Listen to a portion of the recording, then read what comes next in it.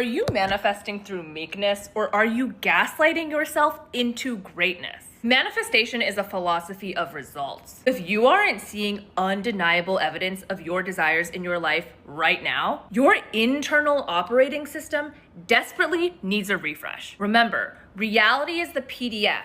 Your identity is the file. Your life at this exact second is nothing more or nothing less than your last saved version of yourself. You don't change your PDF by crying to the printer, in other words. You change it by editing the file, and the file is you. So to transform your file, to radically recode your identity and therefore the reality you're experiencing, you must treat yourself, your physical avatar, as a tuning fork, okay? You need to be humming with the energy of your future self as much as possible and as often as possible. And you need to use every single excuse as a reason to embody. I was just in Mallorca. Oh my God, I was on an amazing retreat. Check out my Insta if you want to see pics. But like, that's even an example. When I flew back yesterday, you see airports. I see portals, even doorways, checkpoints. I even treat showers as initiation chambers. When I step out, I'm gonna be future me, and then I embody the hell out of her. So when I traveled to Mallorca, I didn't just go on vacation. I method acted through every airport,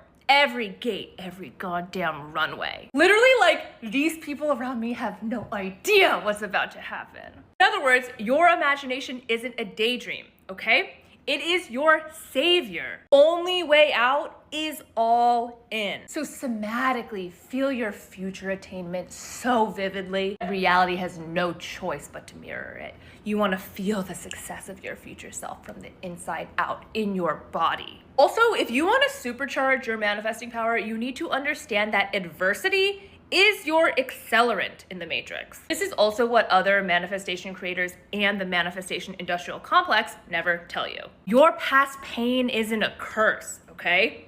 It is your initiation rite. And adversity isn't your problem.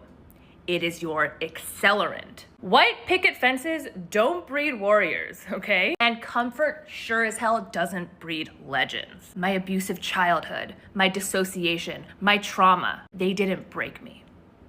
They sharpened me. They fucking weaponized me. I became a master manifester, not despite disempowerment, okay? But precisely because of it. If you're going through some shit right now, just know this is not your ending, okay? This is your prologue. So stop begging for ease and stop looking at yourself as a victim of your life. Your adversity is your most lethal weapon in your manifestation arsenal. The luckiest people I know who had those coddled childhoods that I used to look on the outside of and say, oh, I wish I grew up in that family. A little thing happens, they fucking crumble. I see how they act when something doesn't go their way, and I am embarrassed for them. No one rides for free, okay? Your pain paid the fare for your power. That's what you're watching happen on my page right now. If you're still sitting there wondering, is manifestation worth it? Like, is recoding my entire identity even worth the trouble? Listen closely. Before Sammy Davis Jr. was an icon, he faced brutal discrimination under Jim Crow, okay? And that even followed him into World War II. He wrote in his autobiography, I knew that above all, I had to become so big, so strong, so important, that those people and their hatred could never touch me. I weighed it all. What do I have? No looks, no money, no education, just talent. Where do I want to go? I want to be treated well. I want people to like me. I want people to be decent to me. How do I get there? There's only one way I can do it. I've got to be a star. I have to be a star like another man has to breathe. Sammy Davis Jr. knew fame wasn't vanity. It was protection. His desire wasn't optional, okay? It was existential. Just like Sammy, your deepest desires aren't trivial dreams. They are strategic imperatives for your life's satisfaction and fulfillment. So stop slicing and dicing them with fucking melancholic pondering and endless psychological pontification. Find them, claim them, then method act them into existence. Here's the scientific truth behind why your self-concept literally re-engineers your perception of reality. Harvard psychologist Ellen Langer ran a famous experiment in 2007 where hotel maids literally lost weight and reduced their blood pressure just by being taught to recognize their daily work as exercise. The work that they had been doing for years and not losing weight, all of a sudden, as soon as their mind was like, wait, I'm actually getting anaerobic benefits, boom, pounds lost. Blood pressure down. Belief reshaped biology. Self-concept reshaped physical reality in a measurable way. The Matrix labels your powerful belief as a delusion. But that's a fucking lie. Delusion restricts you. Belief expands you. If your self-concept inspires bold action, militant embodiment, and fearless execution, that's not delusion, baby.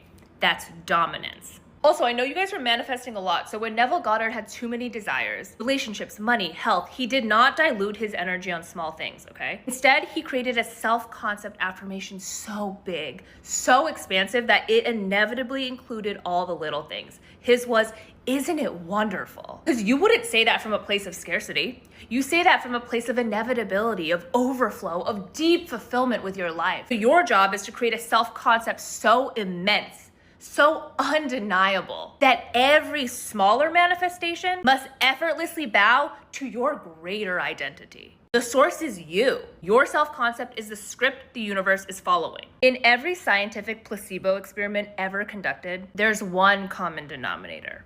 That is hopeful expectancy. A patient believes that sugar peel is real medicine, and their body responds as if it were medicine. Belief itself becomes healing, becomes power, becomes real.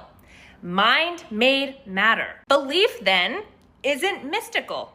It's mechanical. And it's not fucking fluffy, it's tactical. Belief is just militant self-gaslighting into greatness, baby. And belief is also the non-negotiable fee you pay for actualization in order for everything in your mind and body to make it into matter, to concretize into your 3D world and experience. So I'll ask you one final brutal question. Are you ready to become your own placebo? To weaponize your belief so militantly that reality bends in submission? Because manifestation isn't magic. It's militant identity engineering. That's how I manifested 100K followers in 3 months, a Skims collab, having never posted on TikTok before January. Use me as inspiration to edit the file. Upgrade your identity. Remember, belief is the fee of actualization. So pay up and let reality catch up to you. Let me know how it goes.